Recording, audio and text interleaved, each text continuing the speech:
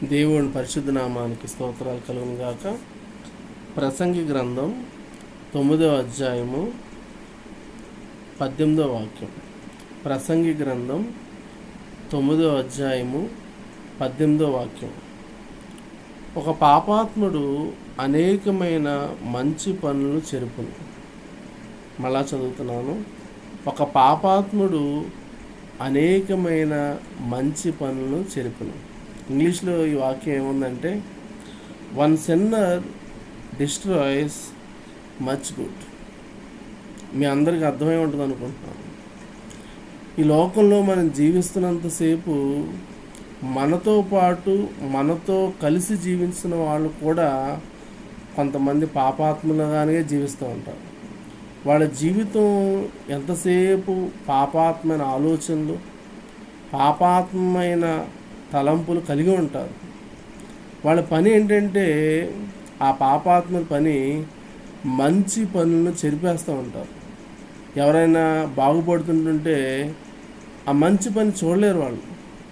ఆ మంచి పనిని చూడలేక ఏం చేస్తారంటే, ఆ మంచి పనులన్నీ కూడా చెరిపేస్తూ ఉంటారు.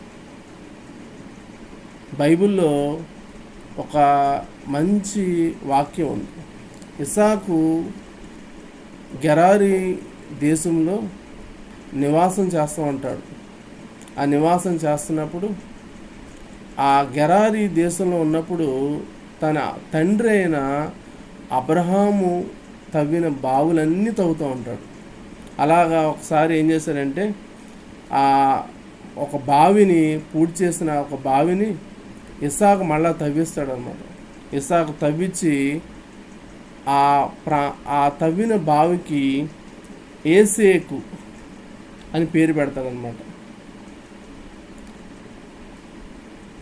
నిజంగా చూస్తే ఇస్సాకు అక్కడ ఆ బావిని తవ్వినప్పుడు ఎంత కష్టపడి ఉంటాడు. కానీ ఆ ప్రాంతంలో ఉన్నటువంటి గెరారు కాపర్లు మళ్ళా వచ్చి ఇస్సాకు తోటి, ఈ బావి మాది, ఈ నీళ్లు మావి అని చెప్పి అతనితో జగడమాడతారనమాట. ఇస్సాకు ఆ మనుషులు జగడమాడినప్పుడు ఇస్సాకు వాళ్ళతో జగడమాడలేదు, వాళ్ళతో గొడవ పెట్టుకోలేదు. ఆ బావికి ఒక పేరు పెట్టాడు. ఆ పేరు ఏం పెట్టాడంటే ఏసేకు. ఏసేకు అని పేరు పెట్టాడు. ఏసేకు ఇంగ్లీష్లో చూస్తే కోరల్ అనే మీనింగ్ ఉంటుంది ఇంగ్లీష్లో. అంటే ఒక బావిని తవ్వితే ఆ గెరారి కాపర్లు ఆ బావి మాదని తీసేసుకున్నారు. కొంతమంది అలాగే ఉంటారు. ఈ లోకంలో మనుషులు ఏంటో తెలియదు. వాళ్ళు ఎలాగో మంచి పని చేయలేరు, వాళ్ళు మంచి ఏమీ చేయలేరు, కానీ పాడు చేస్తున్నటువంటి ఉద్దేశంలో ముందుంటారనమాట. సరే, ఇస్సాకు వాళ్ళు ఏమి అనకుండా దేవుడిచ్చిన ఆ సంశయంతో ఉండి వెళ్ళిపోతాడనమాట. మళ్ళీ ఇంకొక చోటుకి వెళ్తాడు. ఇంకో చోటుకి వెళ్ళి ఇంకో బావిని తవ్వుతాడు. ఇంకొక బావిని తవ్వితే మళ్ళీ అక్కడ నీళ్ళు వస్తాయన్నమాట. ఆ నీళ్ళు చూసి పాపం ఇస్సాకు ఎంతో మురిసిపోతాడు. మళ్ళీ ఆ గెరారు కాపర్లు వచ్చి మళ్ళీ ఈ బావి మాదే అంటారనమాట. అప్పుడు ఇస్సాకు కూడా వాళ్ళతో ఎక్కడా కూడా వ్యాజ్యం ఆడకుండా ఆ బావికి మళ్ళీ అతను ఏం పేరు పెట్టాడంటే సిత్నా. ఇంగ్లీష్లో దాన్ని ఏమంటారంటే ఎనిమిటి, సిత్నా అని పేరు పెట్టాడు అన్నమాట. చూడండి ఎంత బాధపడి ఉంటారు. నిజంగా మనం ఎంతో కష్టపడి సంపాదించుకున్న వస్తువుల్ని కొంతమంది నాశనం చేసేస్తూ ఉంటారు. వాళ్ళకి ఇంకేమీ పని ఉండదు, నాశనం చేసేస్తూ ఉంటారు. మేము ఇల్లు కట్టుకుంటున్నప్పుడు ఆ ఇంటికి ఒక చిన్న వైర్ని, మోటార్ వైర్ని పైనుంచి కట్టామన్నమాట. కడితే ఆ ప్రాంత నివాసులు ఆ వైర్ని కూడా కట్ చేసేసారు. ఏం చేయలేదు తెలియక దేవుడికే చెప్పుకున్నాను తప్ప ఆ ప్రాంత నివాసులతో ఎక్కడా గొడవ పెట్టుకోలేదు.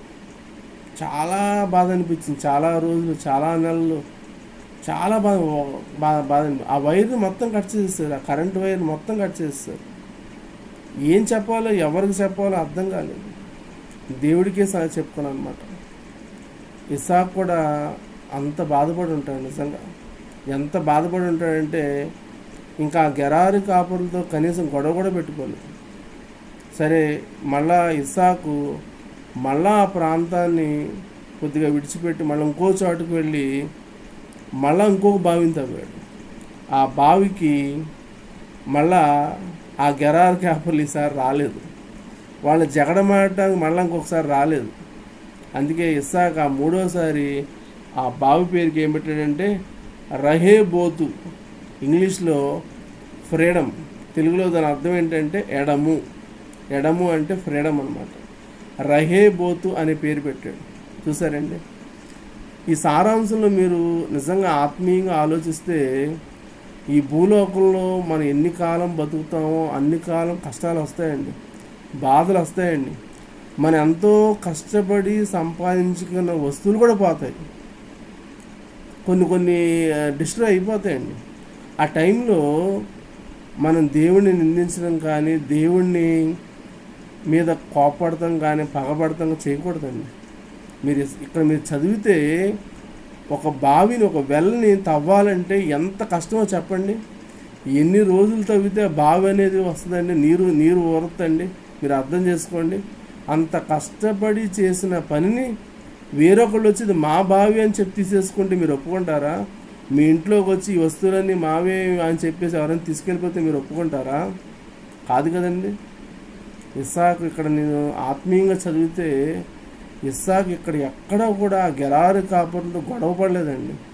ఎక్కడ గొడవ పడలేదు, వాళ్ళతో గొడవ పెట్టుకోలేదు. ఎక్కడ దేవుడికి చెప్పుకుని ఉంటాడు నాకు తెలిసి. మీరు తర్వాత చదివితే ఆ తర్వాత వాక్యంలో చదివితే దేవుడు అప్పుడు ఇస్సాకు ప్రత్యక్షమయ్యి నీ తండ్రి అయిన అబ్రహాముకి నేను వాగ్దానం చేసి నేను ఆశీర్వదిస్తాను అని చెప్పి అప్పుడు దేవుడు ఇస్సాకుతో మాట్లాడతాడు. చూసారండి, అది దేవుడు ప్రజలకు కావాల్సింది. అదే దేవుడు ప్రజలకు కావాల్సినది. ఈ లోకంలో ఏది ఎదురైనా, ఎంత ఇబ్బంది ఎదురైనా సమాధానం కలిగి ఉండండి. దేవుడిని నిందించకండి, సమాధానం కలిగి ఉండండి, మనుషులతో సఖ్యతగా ఉండండి. చివరికి ఏమవుతుందంటే ఆ ఇస్సాకు ఉన్న ప్రాంతంలో ఆ ప్రాంతానికి రాజు పేరు అబీమెలెకు. ఆ అబీమెలెకు ఇస్సాకుని చూసి భయపడతారనమాట. ఎందుకంటే మొదటిసారి బావి తవ్వినప్పుడు మా బావని తీసేసుకున్నారు, రెండోసారి బావి తవ్వినప్పుడు మా బావని తీసేసుకున్నారు, మూడోసారి బావి తవ్వినప్పుడు మళ్ళీ ఇంక వాళ్ళ దగ్గర రాలేదు ఇంకా. అప్పుడు అబీమెలెకు అర్థమైంది దేవుడు అతనికి తోడే ఉన్నాడు, అతనితో మనం గొడవకి వెళ్ళకూడదు, సమాధానం కలిగి ఉండాలని చెప్పి అబీమెలెకు మళ్ళా ఇస్సాకుతో వచ్చి మాట్లాడుతుంది. మీరు ఆదికాండం చూస్తే 26వ అధ్యాయంలో 30వ వాక్యం చూస్తే అక్కడ అబీమెలెకు రాజు ఇస్సాకుతో ఏం చెప్పాడంటే, ఇప్పుడు నీవు యెహోవా ఆశీర్వాదము పొందినవాడు అనిరి. చూసారండి, ఒక రాజు ఆ ప్రాంతానికి రాజు అయినటువంటి అతనే వచ్చి ఇస్సాకుతో ఏమంటాడంటే నీవు యెహోవా ఆశీర్వాదము పొందినవాడు అంటే. చూసారండి, ఒకరోజు వస్తుంది, ఎవరైనానండి ఒకరోజు వస్తుంది. ఒకరోజు వచ్చినప్పుడు అది అతను రాజు అయినా, దొంగ అయినా, మంచి మనిషి అయినా, ఎవరైనా కానివ్వండి, ఒకరోజు వచ్చి నీతో సమాధానం పడవలసిందే. దేవుడు అలా కల్పిస్తాడండి. ఇంత చేసిన ఆ అబీమెలెకు ఆ ఇస్సాకు ఏం చేశాడు చెప్పనండి. ఆ రాజు వచ్చినప్పుడు ఇలా అతనితో మాట్లాడినప్పుడు ఇస్సాకు అతనితో కనీసం ఇదిగో మీ ప్రజలు ఇలా చేశారు, నన్ను ఇబ్బంది పెట్టారు, నన్ను చాలా బాధ పెట్టారు, ఇవన్నీ చెప్పకుండా ఏం చేశాడు చూసారండి. ఆ వాక్యం అక్కడ చూస్తే ఏం చేశాడు ఇస్సాకు అంటే, అతడు వారికి విందు చేయగా వారు అన్నపానములు పుచ్చుకొనిరి. చూసారండి, మీరు ఆ వాక్యం మరి చూస్తే 26వ అధ్యాయము 30వ వాక్యం చదువు చూస్తే అతడు వారికి విందు చేయగా వారు అన్నపానములు పుచ్చుకొనిరి. చూసారండి, దావీదు ఒక సందర్భంలో అంటాడు, నీవు నాకు శత్రువులు ఎదుట నాకు భోజనం పెట్టేది. చూసారండి, వీళ్ళందరూ శత్రువులండి. ఇస్సాకు శత్రువుకి కూడా మనం అన్నం పెట్టాలండి. చాలామంది భూలోకంలో మంచి ఎవరు చేశారో మనకి వాళ్ళకే అన్నం పెడతాం, వాళ్ళకే డబ్బులు ఇస్తాం, వాళ్ళకే సహాయం చేస్తాం, వాళ్ళనే ప్రేమిస్తాం. అది కాదు. యేసయ్య కూడా అదే అంటారు, నిన్ను ప్రేమించిన వారిని నీవు ప్రేమించిన యెడల నీకు ఏమి లాభము? లోకస్తులు అలాగే చేస్తున్నారు కదా అంటాడు దేవుడు. అవును, ఈ లోకంలో ఉన్నంతసేపు మనం అలాగే చేస్తాం. శత్రువుల కోసం ప్రార్థన చేయమంటాడు దేవుడు. అవును, మన చుట్టుపక్కల ఉన్న, మన ఏ ప్రాంతంలో ఉన్నా, ఎక్కడున్నా కూడా మన శత్రువుల కోసం మనం ప్రార్థన చేయాలి. వాళ్ళ మీద పగ పెట్టుకోవడం కానీ, వాళ్ళ మీద ద్వేషం పెట్టుకోవడం కానీ చేయకూడదు.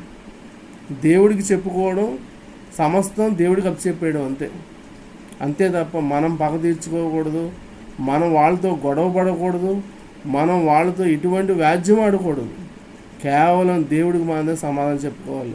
మీరు చదవండి, బైబిల్ చదవండి, ఆదికాండం 26వ అధ్యాయం చదవండి, 16వ వాక్యం నుంచి 30వ వాక్యం వరకు మీరు చదవండి బైబిల్. మీరు బైబిల్ బాగా చదివితే ఆదికాండం 26వ అధ్యాయము 16వ వాక్యం నుంచి 30వ వాక్యం మీరు చదివితే, ఆత్మీయంగా చదివితే మీకు అర్థమవుతుంది ఇస్సాకు ఎంత కష్టపడ్డాడు, ఎంత బాధపడ్డాడో. ఆ బాధలు, ఆ సమస్యలో కూడా దేవుడు అతను చెప్పుకున్నాడు, కానీ ఎవరితో గొడవ. ఈరోజు క్రైస్తవులు అనేక మంది చూస్తుంటే చాలా దరిద్రంగా ఉంటున్నారు. నిజంగా మనుషులతో గొడవ పెట్టుకుంటున్నారు, మనుషులతో మాట్లాడితే వ్యాజ్యానికి వెళ్ళిపోతున్నారు. ఇటువంటిది క్రైస్తవతనానికి పనికిరాదండి. క్రైస్తవులు అన్నాక దేవుడి నామాన్ని మహింపరచాలి, దేవుడి నామానికి మహిమ తేవాలి. ఇలా ఉండట్లేదు, మాట్లాడితే గొడవలు, ఇవన్నీ గొడవలు చేయకూడదండి. ఇవన్నీ మీకు ఎందుకు చెప్తున్నానంటే, నేను ఒక పాపాత్ముడు అనేకమైన మంచి పనులను చెరుపును. ప్రసంగి గ్రంథము 9వ వాక్యము 18వ వాక్యం.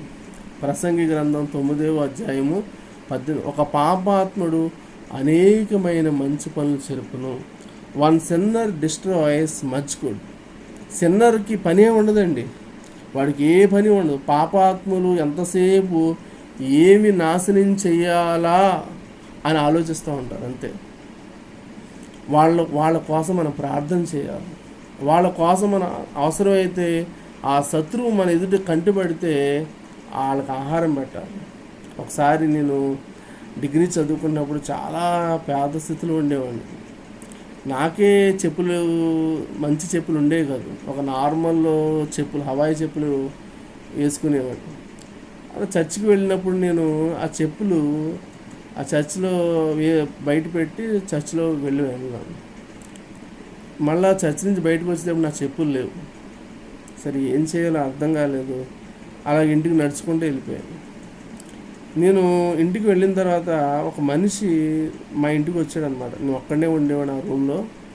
అతను వచ్చాడనమాట. అతను వచ్చి నాకు ఇలాగా ఎక్కడైనా జాబ్ ఉంటే చూడండి సార్, కొద్దిగా నాకు జాబ్ కావాలని చెప్పి మా ఇంటికి వచ్చాడు అతను. సరే నేను చెప్తాను, నేను ట్రై చేస్తానమ్మా అని చెప్పి అతను ఇంటి నుంచి బయటికి సాగనంపడానికి నేను బయటకు వచ్చాను అనమాట. బయటకు వస్తే నేను చూస్తే అతను వేసుకున్న చెప్పులు ఎవరంటే నా చెప్పులే. అతను దొంగలించిన చెప్పులు నా చెప్పులే. ఏం చేయాలండి? నా చెప్పులే దొంగతనం చేసి నా ఇంటికి వచ్చాడు. నేను ఏమీ మాట్లాడలేదు, అసలు ఏం మాట్లాడలేదు, అలా వదిలేశాను అంతే. చూసారండి, కొన్ని విషయాల్లోనండి మన వస్తువులు మనం కొంతమంది నాశనం చేసిన, దొంగలించిన దేవుడికి అప్పచెప్పారు. దేవుడు ఎవరిని విడిచిపెట్టడండి. బైబిల్ మీరు క్షుణ్ణంగా చదివిస్తే ఎవరైతే దేవుని బిడ్డల్ని బాధ పెట్టారో, దేవుని బిడ్డల్ని శోధించారో, వాళ్ళకి తర్వాత ఎంత కీడో, ఎంత నాశనమో అవన్నీ కూడా వాళ్ళు చూస్తారండి. దేవుడు ఎవరిని విడిచిపెట్టలేదండి, దేవుడు విడిచిపెట్టడండి. దేవుడు ప్రజలకి ఎవరైతే అన్యాయం చేస్తారో దేవుడే వాళ్ళని శిక్షిస్తాడు. మనం మాత్రం ఎవరిని శిక్షించకూడదండి, ఎవరిని మనం గొడవ పెట్టుకోకూడదండి, ఎవరితో మనం వ్యాజ్యం ఆడకూడదండి. మళ్ళా చెప్తున్నాను, పాపాత్ముడు అనేకమైన మంచి పనులు చెబుతాడండి. One sinner destroys much good. ఈ లోకంలో పాపాత్ములు అందరూ ఇదే పని. ఇటువంటి లోకంలో ఉంటున్న మనం మీరు ఎలాగ ఉండాలంటే నేను చెప్తున్నానంటే ఇస్సాకు వలె ఉండాలి. ఇస్సాకు వలె సమాధానం కలిగి ఉండాలి. ఇస్సాకు వలె ప్రేమించే మనుషుల్లా ఉండాలి. ప్రతి విషయంలోనూ దేవునికి మొరపెట్టుకోవాలి. క్రైస్తవులుగా మీరు ఎవరితో గొడవ పడవద్దు, క్రైస్తవులుగా మీరు ఎవరితో గొడవ పెట్టుకోవద్దు, క్రైస్తవులుగా మీరు దేవుడి నామానికి చెడ్డ పేరు తీసుకురావద్దు. మీ అందరికీ అర్థమైంది అనుకుంటున్నాను. ఆత్మీయంగా చదవండి వాక్యాన్ని, ఆత్మీయంగా బలపడండి, ఆత్మీయంగా మీరు ప్రార్థన చేసుకోండి. దేవుడు మీ అందరికీ ఆ మనోధైర్యము, ఆ మనోనిగ్రహము దేవుడు మీకు కలగజేయను గాక. ఆమేన్.